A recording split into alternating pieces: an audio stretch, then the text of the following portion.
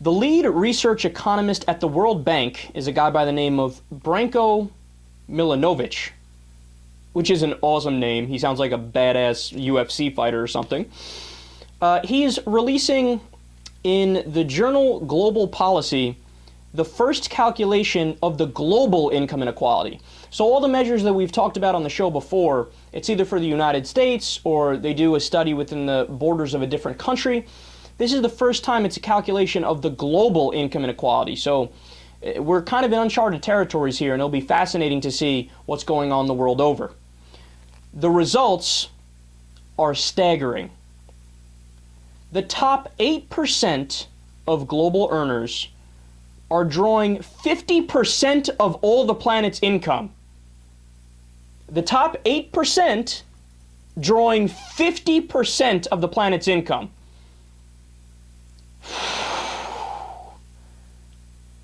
Wow, man. Even if you're a capitalist, which I am a capitalist, right?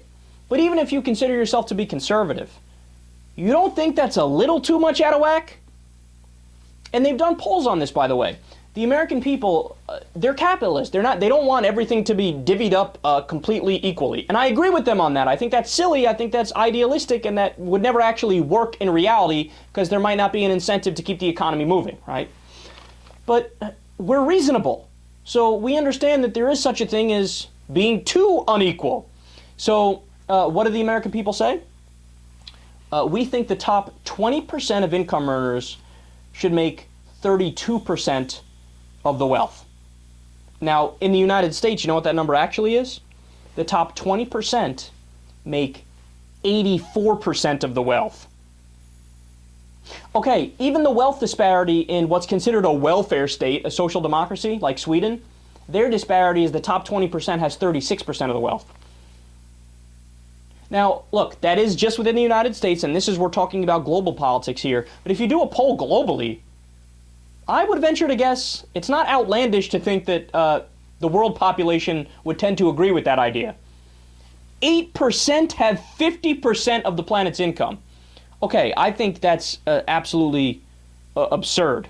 But nonetheless, he continues, to show you how stark the difference is and how pervasive poverty is, the World Bank lists the GDP per capita of the different countries, which basically means the average income per person. So in 2011, the richest country earned $171,465. That country is Monaco.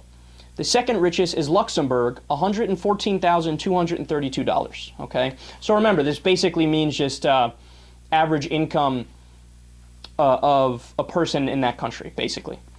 So the second poorest only earned $271 for the year of 2011. That country is Burundi in the Equator, at the Equator, and the poorest earned $231. That's in the Democratic Republic of the Congo at the Equator. The U.S. clocked in at 48,112. Look, again, man, even if you are a capitalist, and I am a capitalist, you can't look at these numbers and think, yeah, that distribution makes sense.